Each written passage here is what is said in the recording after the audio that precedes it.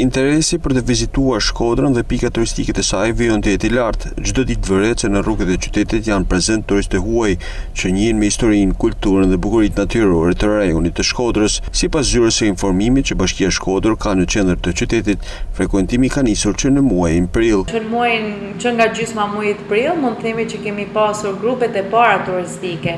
E çuditshme kanë qenë grupet turistike, domethënë pjesërisht nga Gjermania apo edhe nga Franca.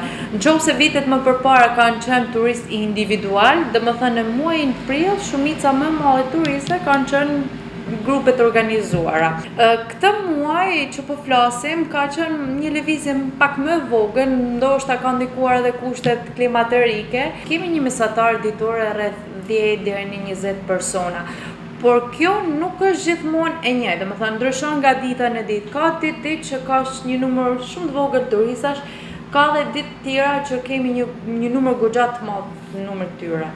Më së shumti turistët kërkojnë të marrin informacion për qytetin. Qose më përpara, pjesa më e madhe e tyre kanë pyetur më shumë për sa i përket zonave malore, domethënë turizmin malor, Valbonën, Theti, një interes goxha shumë i madh ka qenë edhe për qytetin, për liçenin, për Kalan, për atraksione turistike që ndodhen në qytet. Domethënë kemi një interes goxha të madh edhe nga ana e turizmit në qytet. Ky numër normalisht në muajt vazhdim pritet që të rritet, sidomos nga gjysma e korrikut edhe në fillim të gushtit normalisht është piko se thoj. Bashkia Shkodër ofron zyrë informimi edhe në zonën e Thethit, ndërsa administrata zonave të mbrojtura ofron një të tillë në Velipoj.